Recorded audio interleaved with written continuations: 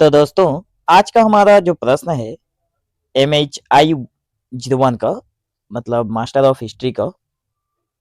तो इसमें से प्रश्न यह है कि मध्यकालीन शिल्प उत्पादन पर एक निबंध लिखिए। बहुत ही इजी क्वेश्चन है, जिसका आंसर आप लोग बहुत ही आसानी से लिख सकते हैं। लेकिन मेन मुद्दा है, आप लोग मतलब जो आंसर लिखा गया है उसको पढ़कर समझने का प्रयास करिए। बहुत ही सीधी और सपाट भाषा में लिखा गया है। देखिए, सबसे पहले हम लोग भूमिका लिखेंगे और भूमिका में ये लिखेंगे कि मध्यकालीन युग जो था, सबसे पहले हम लोग मध्यकालीन युग शिल्प के उत्पादन के ऊपर तो पढ़ेंगे, लेकिन मध्यकालीन युग को पहले समझना जरूरी है। तो देखिए, मध्यकालीन युग कौन सा था? मतलब जो मिडिल टर्म में आया हुआ था, मतलब पहले का भी समय नहीं है और अभी का समय भी नहीं है, जो बीच में समय गया उसको मध्यकालीन कहा जाता है। तो देखिए, मध्यकालीन युग को पूर्व औद्योगिक काल कहा जाता है। मतलब उस समय में क्या हुआ था, जो किसी भी काम को करने के लिए आज आप लोग देखिए मशीन निकल निकल चुकी है, ठीक है। लेकिन ये मध्यकालीन समय ऐसा था जब किसी काम को करने के लिए मशीन नहीं था, उससे मशीन के निकलने से पहले का समय है।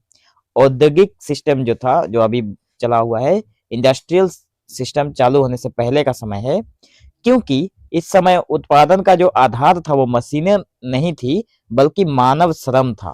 मतलब लोग परिश्रम करके जो कुछ चीज बनाते थे, वही था नई चीजों को आधार करने वाला, या फिर नई चीजें बनाने वाला मानव ही था। किससे बनाता था? पारंपरिक औजार, मतलब जो पुराने हमारे पास हथियार हुआ करते थे, और मतलब उसी से बनाया जाता था। कौन व्यक्ति बना सकता था? तो शिल्पियों का मतलब औजार और शिल्पियों का व्यक्तिगत कौशल था। मतलब किसी भी चीज को बनाने के लिए अनुभवशील व्यक्ति हुआ करते थे, वही बनाते थे।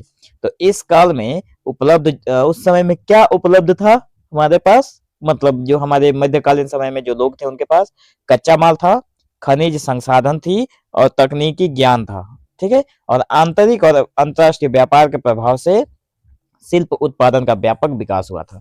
मतलब अपनी आंतरिक, भीतरी और अंतरराष्ट्रीय जब व्यापार हुआ लोगों में, मतलब अपने देश में भी और देश से बाहर के लोगों में जब व्यापार हुआ, तो उसमें से शिल्प उत्पादन का व्यापक विकास हुआ था।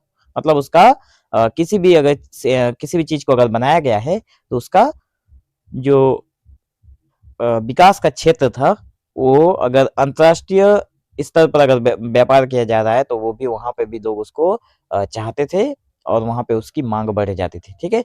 तो शिल्प निर्माण केवल आर्थिक गतिविधि नहीं था, बल्कि वह समाज की संरचना, शहरीकरण, व्यापार और राज्य की आय से भी गहराई से जुड़ा हुआ था। मतलब जो ये शिल्प निर्माण उस समय का था, हमारे मध्यकालीन समय में, केवल आर्थिक गतिविधि नहीं था। मतलब केवल पैसे के लिए लोगों की सहायता नहीं की जाती थी, या फिर लोग केवल पैसे के लिए ही शिल्प का निर्माण नहीं करते थे, बल्कि समाज को एक संरचना की जरूरत थी, शहरीकरण हो रहा था, व्यापार के लिए, और राज्य की आय, मतलब राज्य का आय भी बढ़े, इसके लिए लोग शिल्प का निर्माण कर रहे थे, ठीक है।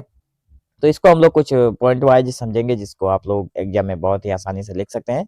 पहला है पूर्व औद्योगिक शिल्प व्यवस्था की प्रकृति। मतलब मैंने बता दिया कि मध्यकाल में शिल्प उत्पादन पूरी तरह हस्त निर्मित था। मतलब हाथों द्वारा बनाया गया, किसी भी मशीन का कोई काम नहीं था। औजार साधारण होते थे, लेकिन शिल्पियों की दक्षता और अनुभव बहुत ऊंचा था। मतलब जो लोग काम करने वाले व्यक्ति होते थे, हथियार उनके पास साधारण सी होती थी, लेकिन उससे भी बहुत अच्छी अच्छी चीजें बना देते थे। तो उत्पादन छोटे पैमाने पर होता था। कोई भी चीज का जब बनाकर खत्म होता था, उसका उत्पादन होता था, वो बहुत छोटे, मतलब कम मात्रा में होता था। और काम अधिकतर घरों या छोटी कार्यशालाओं में किया जाता था। मतलब आज के जैसा अगर मान लीजिए कोई भी चीज बनाना हो, तो उसके लिए बड़ी बड़ी फैक्ट्रियां होती है, लेकिन उस समय ऐसा कुछ नहीं था। उस समय अधिकतर मतलब लोगों के घरों में काम होता था, और छोटे छोटे कार्यशाला हुआ करते थे जहां पर काम होता था, ठीक है। दूसरा है कच्चे माल और प्राकृतिक संसाधनों की भूमिका। देखिए, शिल्पों का विकास सीधे सीधे कच्चे माल की उपलब्धता पर निर्भर था। कोई भी अगर शिल्प बन रहा है, तो उसका सीधा मतलब असर पड़ता था कच्चे माल पर। अगर कच्चे माल की उपलब्धता नहीं है, तो मतलब जो चीजें, जो शिल्प बनते थे, वो बनने में तकलीफ होती थी, नहीं बन पाता था। तो देखिए, जहां कपास उपलब्ध था वहां सूती के वस्त्र बने, जहां भेड़ थे वहां ऊनी वस्त्र बने, ऊन का वस्त्र बनाया गया, जहां खनिज पदार्थ थे वहां धातु शिल्प विकसित हुआ। इसी प्रकार प्रकृति ने शिल्प उत्पादन की दिशा को भी तय की थी। ठीक है। अगला देखिए, कपड़ा शिल्प का केंद्रीय महत्व है। मतलब जो हम लोग कपड़ा पहनते हैं, जो वस्त्र धारण करते हैं, यह मतलब हमारे केंद्रीय केंद्रीय क्षेत्र में ही आता है, बहुत जरूरी भी है। तो मध्यकालीन शिल्पों में कपड़ा उत्पादन सबसे महत्वपूर्ण था। मध्यकालीन समय में कपड़ा का उत्पादन सबसे महत्वपूर्ण था। किस तरह से था, कहाँ कहाँ पे था, देखिए एशिया सहित यूरोप में दोनों में वस्त्र न केवल दैनिक जीवन की आवश्यकता थे, बल्कि व्यापार की प्रमुख वस्तु भी बन चुका था वस्त्र। ठीक है।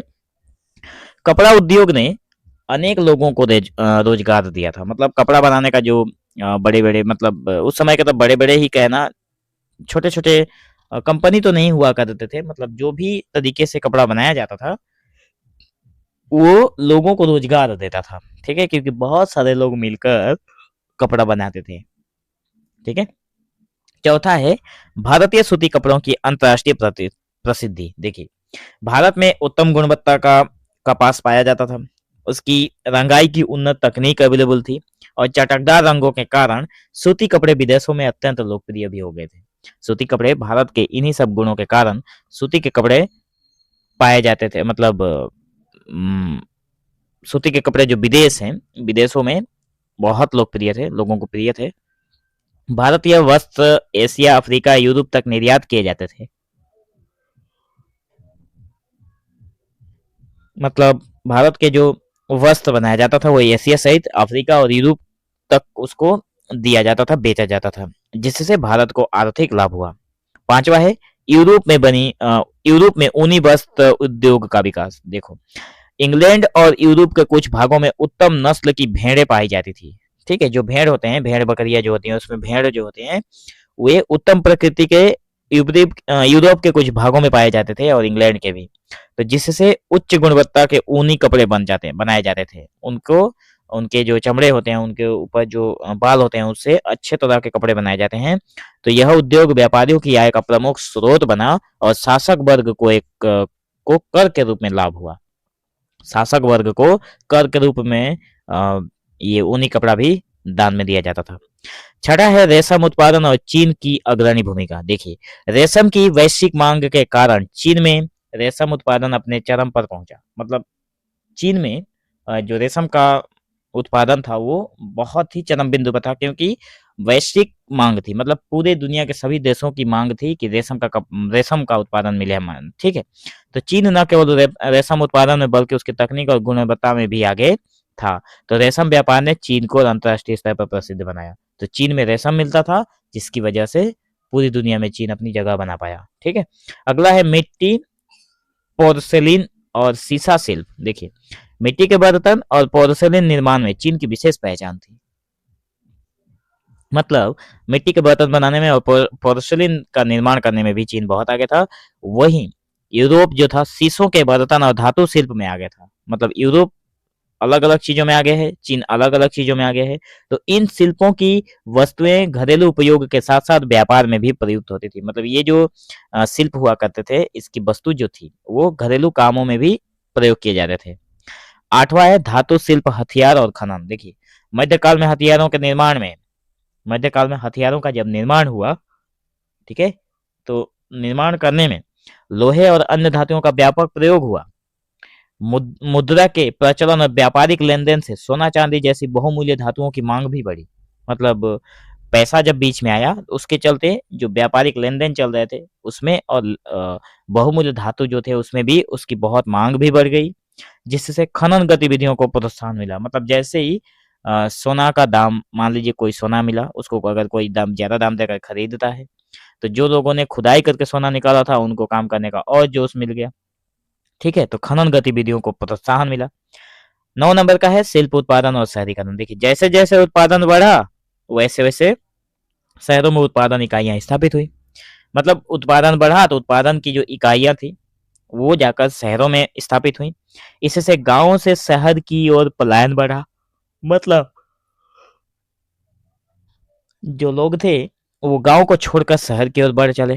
कारीगर हों, मजदूर हों, व्यापारी हों, बड़ी संख्या में शहरों में बसने लगे। ठीक है। 10वां नंबर है उत्पादन संगठन और कारीगरों की स्थिति। उत्पादन में वृद्धि के साथ उसके संगठन में भी बदलाव आया। जब चीजें उत्पन्न की वृद्धि हुई तो उसको वृद्धि के साथ उसके संगठन में भी बदलाव आया, मतलब उसके बनाने में भी। तो कुछ शिल्प व्यापारियों के नियंत्रण में चले गए। इससे कारीगरों की सामाजिक और आर्थिक स्थिति में परिवर्तन हो गया। ठीक है, मतलब सामाजिक तरीके से और आर्थिक तरीके से भी जो परिवर्तन था वो देखने को मिला कारीगरों में।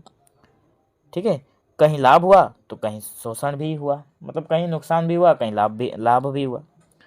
तो ये रहे 10 बिंदु जो कि हमारा प्रश्न क्या था कि मध्यकालीन शिल्प उत्पादन का पर एक निबंध। ठीक है, बिंदु वाइज लिख सकते हैं अगर आप लोग लिखना चाहें तो एग्जाम में।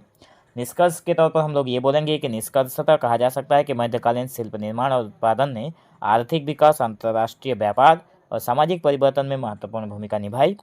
कच्चे माल की उपलब्धता, शिल्पियों का कौशल और व्यापारिक संपर्क इस व्यवस्था के मुख्य आधार थे। उत्पादन संगठन में आए बदलाव ने आगे चलकर आधुनिक औद्योगिक व्यवस्था का मार्ग प्रशस्त कर दिया। मतलब उत्पादन व्यवस्था में जो ये बदलाव देखने को मिला, इससे चलकर हमारा जो इंडस्ट्रियल व्यवस्था था वो और भी मजबूत बना आगे चलकर। इस प्रकार मध्यकालीन शिल्प उत्पादन आधुनिक विश्व की आर्थिक संरचना की नींव बनी। तो मिलेंगे हम लोग एक नए वीडियो में।